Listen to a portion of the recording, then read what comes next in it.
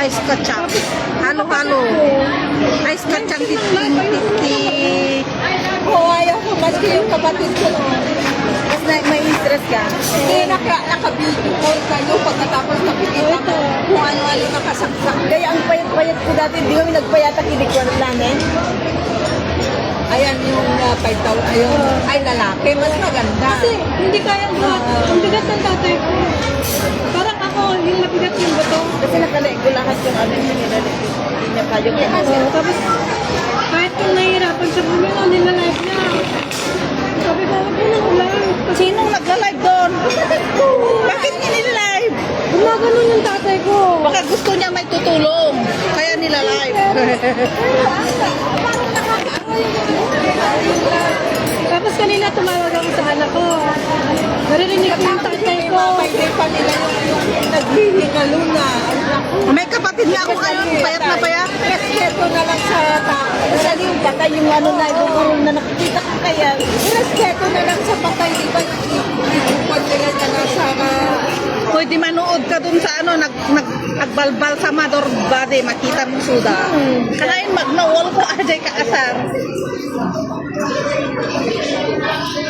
picture na lang na nasa naka-on na pero na yung nasa namatay, di ba? At di lumabas na yung tatay mo. Uy, Jessica, lumabas yung tatay mo. Lumabas na. Ano, hospital? Bakit? May oxygen na siya sa bahay, pero ewan, wala pa yung gulagan. Malayo pa yung... Padala na lang yung taga kaya. Ilang kayo magkakapatid? Di ba may kaya naman yung ibang kapatid mo ata? Eh, sino yung nagpakasal na bongga? Nagpakasal na bongga? Ay, pamangkin ko yun. Ano yung pinsan mo yung Pamangkin ko. nanay? Kapatid ko yung nanay at saka. Hindi yung bongga, mas simple nga yung kasi sa barangay.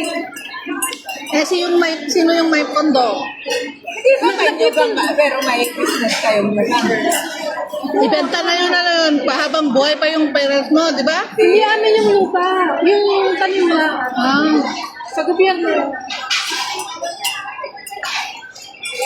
Ang nag-aasikaso na yung lalaki. Di ba mag-isa lang lalaki? Ikaw ang bunso. Kung ang kaibigan ko, hinipat niya yung trabaho niya sa Canada. Kasi nagsakit niya. Uy, ano, stricto na yung Canada, bagi kaawid ba? Ang daming, ano, student. Ano yung pinapauwi? Hindi sana pauwi yung ni Andres, di ba?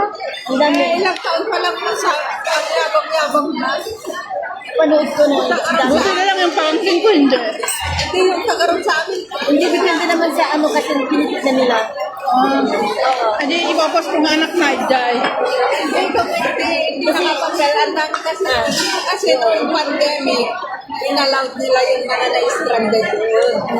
Hanggang sa hindi nila naman hanggang sa sinamantala na ng mga tourist na nagpunta doon para magkaroon ng trabaho.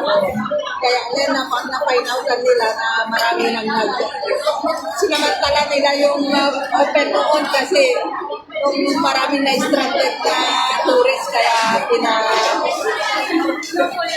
Sinasali yung ano kararating. Pagkatapos in-interview kung saan siya titira, sinabi niya titira siya sa kaibigan niya. Pilit na nila yung ano niya, talagang magtatrabaho sila doon. Hindi pinauwi ka agad. Kaya sabi yung Pilipino, sayang yung nagastos niya kasi ang laki. Kasi pagdating mo daw doon, may interview ka pala. Kung saan ka titira.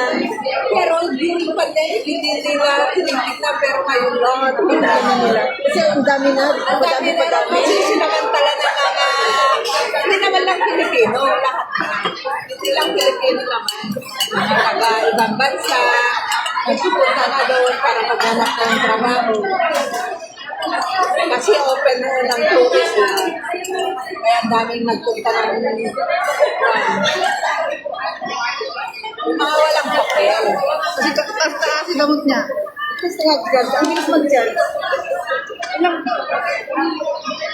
Online. Check ko na rin.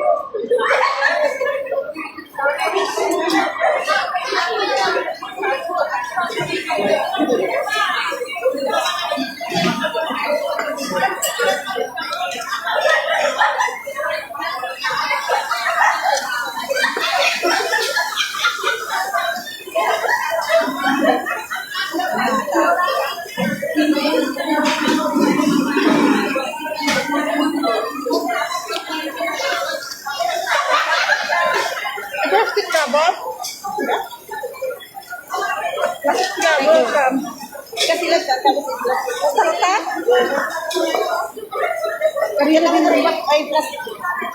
Kasi dito tinatanong niya. Hindi ginagawa 7.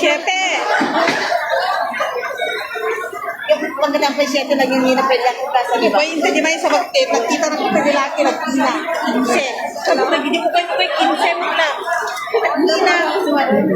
Isa na ang sayang.